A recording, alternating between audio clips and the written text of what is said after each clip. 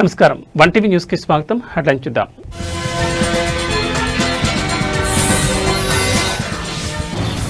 Formula ఈ race కేసులో ACB దూకుడు. 9 నెలల విచారణ తర్వాత ఏసీబీ కీలక నివేదిక ప్రభుత్వానికి సమర్పణ.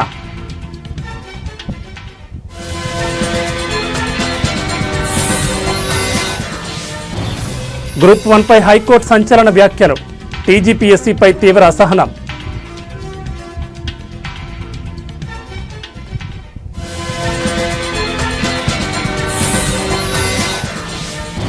ప్రభుత్వ కార్యాలయాల్లో పవన్ ఫోటో ఏర్పాటుపై ఏపీ హైకోర్టులో పిటిషన్ కొట్టివేస్తూ హైకోర్టు ధర్మాసనం తీర్పు.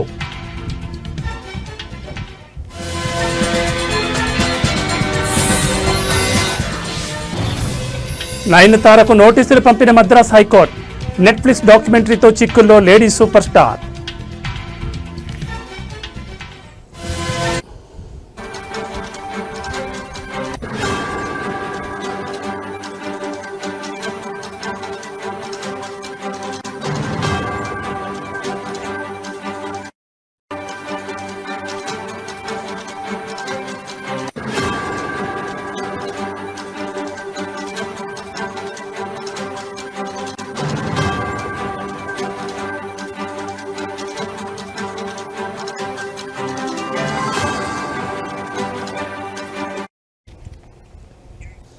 బులెటిన్లో బ్రేకింగ్ న్యూస్ చూస్తున్నాం. ఫార్ములా ఈ కార్ రేసుకు సంబంధించిన కేసులో తెలంగాణ ఏసీబీ దర్యాప్తు వేగవంతం చేసింది.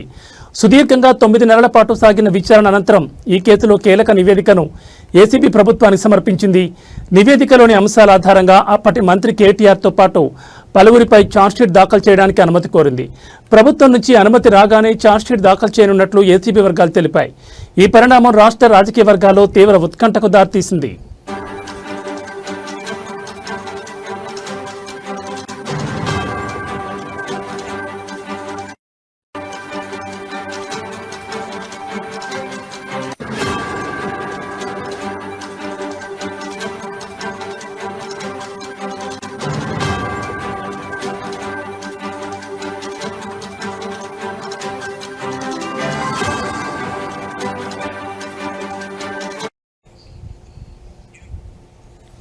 ఈ కేసులో ఏసీబీ అప్పటి ఐటీ పురపాలక శాఖ మంత్రి కేటీఆర్ను ఇప్పటికే 4 సార్లు విచారించింది. అలాగే ఐఏఎస్ అధికారి అరవింద్ కుమార్ను 5 సార్లు విచారించి వారి స్టేట్మెంట్లను రికార్డ్ చేసింది. వీరితో పాటు జీఎల్ఎన్ రెడ్డి, కిరణ్ రావు, ఫార్ములా ఈ ఆర్గనైజర్లను కూడా విచారించినట్లు ఏసీబీ నివేదికలో పేర్కొంది. ఏసీబీ విచారణలో ఫార్ములా ఈ రేస్ నిర్వహణలో ఫిట్ ప్రో కో ఎవరో ఒకరు ఏదో ఇస్తే దానికి ప్రతిఫలంగా మరొకరు వారికి ఏదో ఇవ్వడం జరిగిందని నిర్ధారించినట్లు సమాచారం. ఈ రేసుకు స్పాన్సర్గా ఉన్న కంపెనీ అప్పటి అధికార పార్టీకి 44 కోట్ల విలువైన ఎలక్టోరల్ బాండ్లను చెల్లించినట్లు ఏసీబీ గుర్తించింది.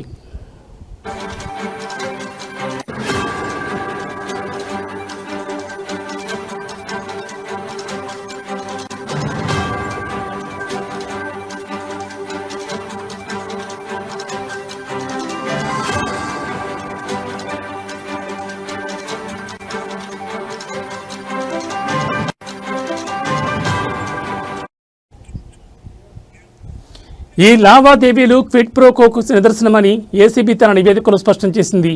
ఏసీబీ తమ నివేదికను ఇప్పటికే ప్రభుత్వానికి అందజేసింది. ఈ నివేదికపై అడ్వకేట్ జనరల్తో న్యాయ సలహా తీసుకున్న ప్రభుత్వం త్వరలో దీనిపై ఒక నిర్ణయం తీసుకోనుంది.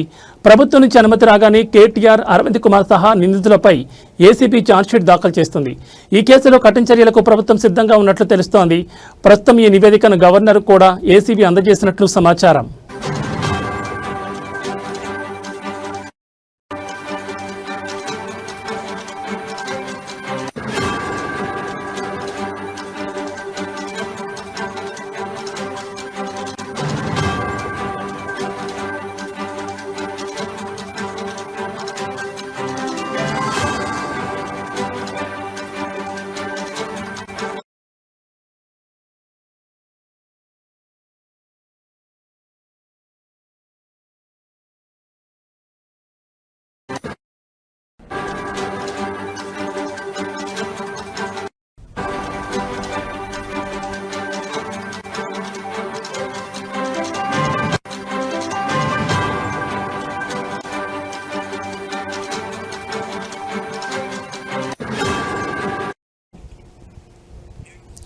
బులెటిన్లో మరో బ్రేకింగ్ న్యూస్ చూస్తున్నాం. హైకోర్టు తాజాగా ఇచ్చిన 222 పేజీల తీర్పు తెలంగాణ రాష్ట్ర పబ్లిక్ సర్వీస్ కమిషన్ పనితీరుపై తీవ్ర ఆక్షేపణ చేసింది. గ్రూప్ 1 మెయిన్స్ పరీక్షల నిర్వహణలో పారదర్శకత లోపించిందని కోర్టు స్పష్టం చేసింది. ఇప్పటికే 2 సార్లు గ్రూప్ 1 పరీక్షలు రద్దయిన టీజీపీఎస్సీ తన పనితీరులో మార్పు తీసుకురాలేదని హైకోర్టు అసంతృప్తిని వ్యక్తం చేసింది.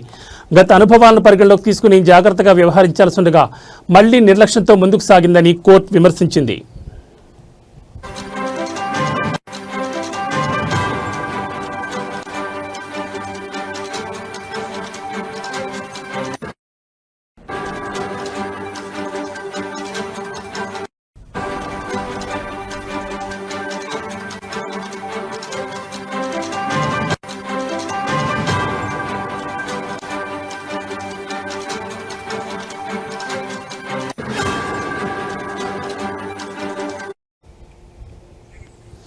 తీర్పులో కోర్టు ముఖ్యంగా తెలుగు మీడియం అభ్యర్థుల సమస్యను ప్రస్తావించింది. ఇంగ్లీష్ మీడియం అభ్యర్థులలో 89.9% మంది సెలెక్ట్ అవ్వగా తెలుగు మీడియం అభ్యర్థులలో కేవలం 9.95% మాత్రమే ఎంపిక కావడం తీవ్రమైన అనుమానతాన్ని పేర్కొంది. తెలుగు మీడియం విద్యార్థులు బాగా రాయలేదని నమ్మకం లేకపోతే రీవాల్యుయేషన్ ఎందుకు అడుగుతున్నారో అని కోర్టు ప్రశ్నించింది. ఆన్సర్ షీట్ల మూల్యాంకనంలో సరైన విధానాన్ని పాటించలేదని హైకోర్టు తేల్చి చెప్పింది. ఈ అంశంపై టీజీపీఎస్సీ ఇచ్చిన సమాధానంపై తీవ్ర అసహనం వ్యక్తం చేసింది.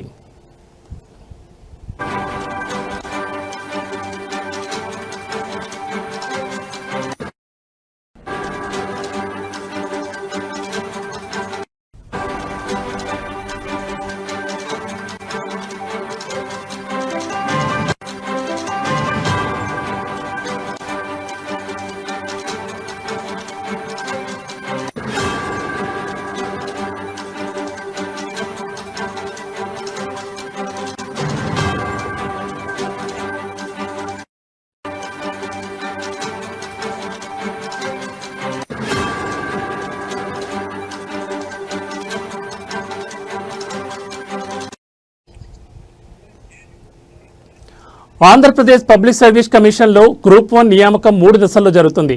ప్రిలిమ్స్, మెయిన్స్, ఇంటర్వ్యూ కానీ తెలంగాణలో మాత్రం కేవలం ప్రిలిమ్స్, మెయిన్స్ మాత్రమే ఉన్నాయని కోర్టు వ్యాఖ్యానించింది. అలాగే 2 సెంటర్లలో పరీక్ష రాసిన 71 మంది మహిళా అభ్యర్థులు ఎంపిక కావడం ఎలా సాధ్యమైందని కోర్టు ప్రశ్నించింది. ఈ అంశంలో కూడా టీజీపీఎస్సీ నిర్లక్ష్యం స్పష్టమైందని పేర్కొంది.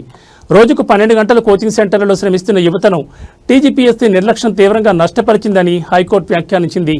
నిరుద్యోగుల భవిష్యత్ ప్రమాదంలో పడేలా పరీక్షలు నిర్వహించకూడదని కోర్టు స్పష్టం చేసింది.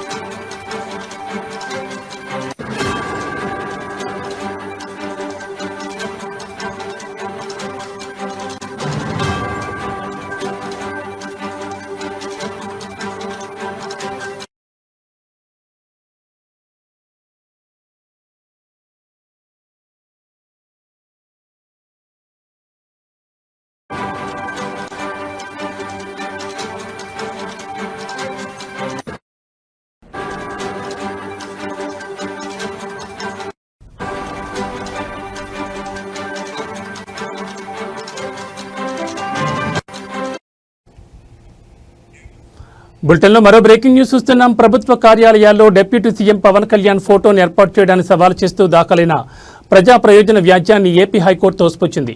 ఈ పిటిషన్ రాజకీయ దురుద్దేశంతో వేసినట్లుగా ఉందని అభిప్రాయపడిన న్యాయస్థానం దాన్ని కొట్టివేస్తున్నట్లు బుధవారం స్పష్టం చేసింది.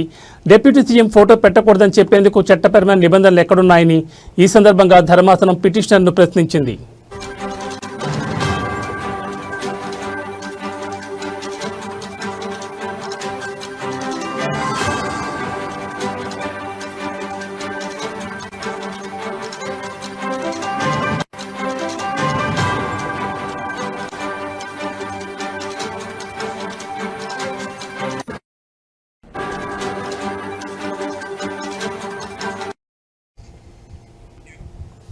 ప్రధాన న్యాయమూర్తి జస్టిస్ ధీరజ్ సింగ్ ఠాకూర్, జస్టిస్ చీమలపాటి రవితో కూడిన ధర్మాసనం ఈ వ్యాజ్యంపై విచారణ చేపట్టింది.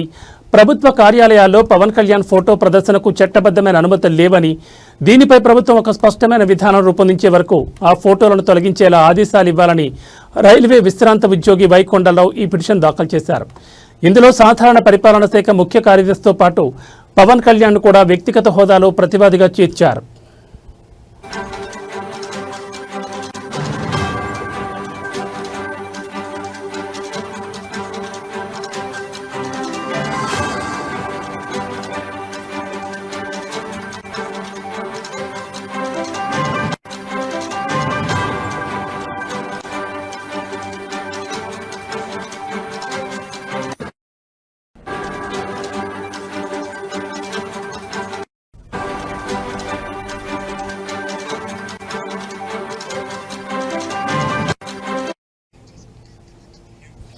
విచారణ సందర్భంగా హైకోర్టు కీలక వ్యాఖ్యలు చేసింది.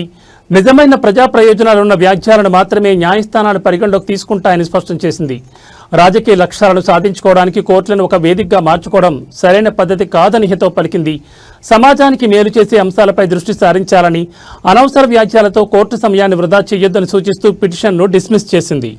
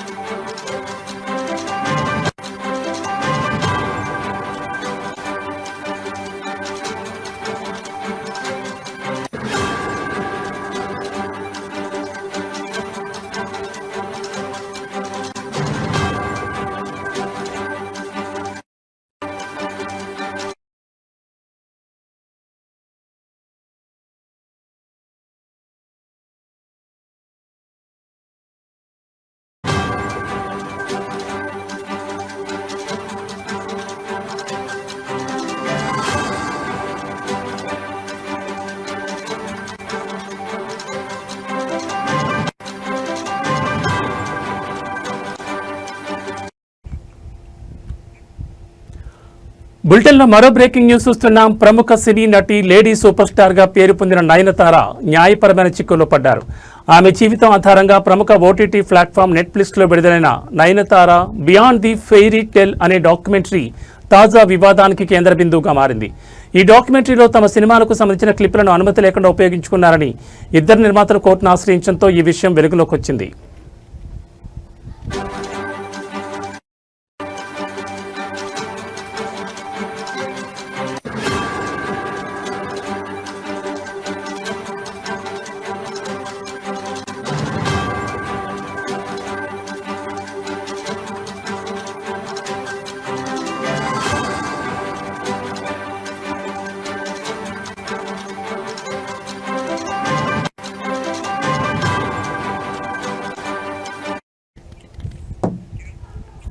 ఈ డాక్యుమెంటరీలో చంద్రముఖి సినిమాకు సంబంధించిన కొన్ని క్లిప్పులను నాన్ రౌడీ ధాన్ చిత్రానికి చెందిన తెర వెనుక ఫుటేజీని తమ అనుమతి లేకుండా ఉపయోగించుకున్నారని ఆయా చిత్రాల నిర్మాతలు ఆరోపిస్తున్నారు.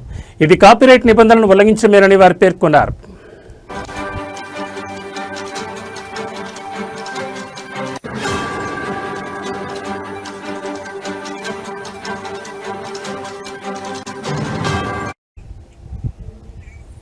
దీంతో చంద్రముఖి నిర్మాత, AP international non rowdy Dhaan నిర్మాత అయిన నటుడు ధనుష్కు చెందిన నిర్మాణ సంస్థ కలిసి మద్రాస్ హైకోర్టులో పిటిషన్ దాఖలు చేశాయి. బుధవారం ఈ పిటిషన్పై విచారణ జరిపిన న్యాయస్థానం నయనతారతో పాటు ఓటీటీ సంస్థ నెట్ఫ్లిక్స్ కూడా నోటీసులు జారీ చేసింది. ఈ వివాదంపై అక్టోబర్ 6వ తేదీలోగా తమ వివరణ సమర్పించాలని ఆదేశించింది.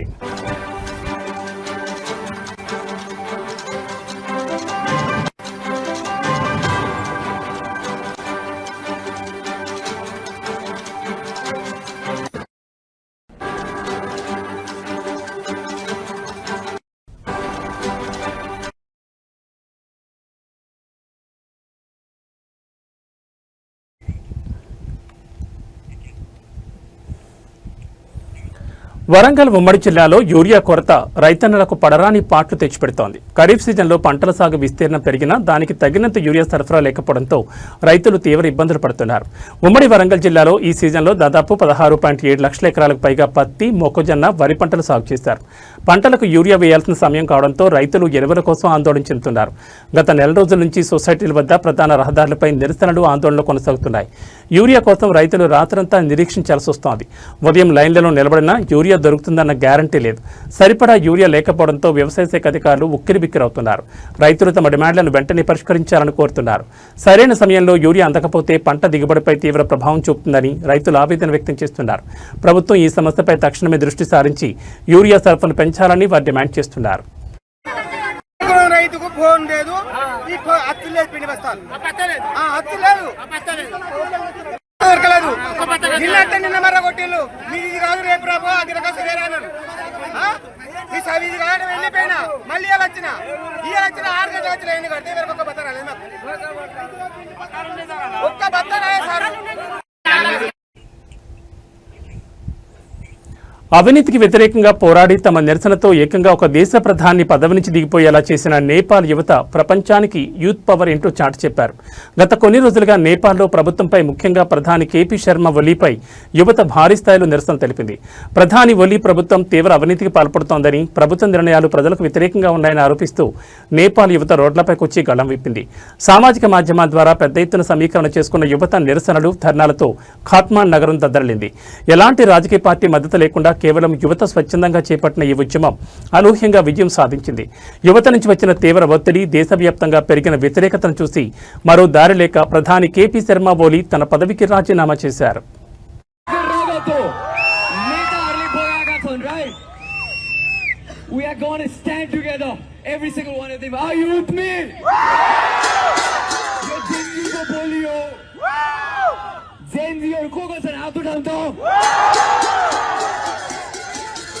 Once more, Gen Zs! रगत बगाएको छु राइट. यो रगतको आँसु एक दिन तिनीहरू बाँच्छ किनीहरू बुझ्छन्. Sorry for the language, I don't want to fucking curse हैन. ओइ नेपाल, आज म बोल्छु, Nepali सुन्छ. I can talk in English, I can talk in Nepali, whatever the everyone listen. छातीमा गोली खाएको छु.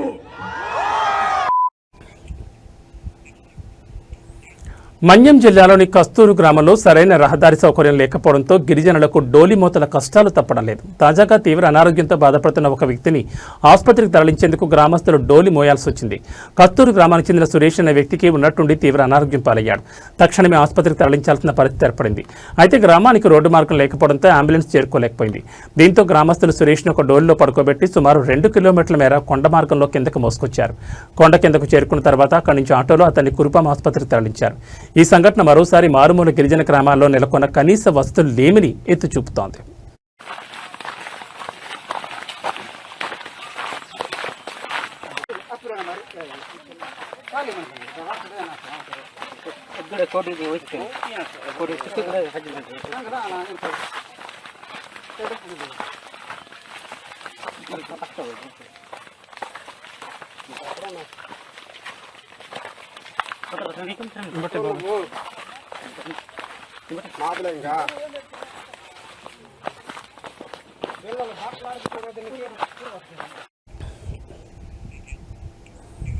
రైతుల సమస్యల పరిష్కారం కోసం వైఎస్ఆర్ కాంగ్రెస్ పార్టీ చేపట్టిన అన్నదాత పోరు కార్యక్రమం పెద్దాపురంలో అనూహ్య విజయం సాధించింది.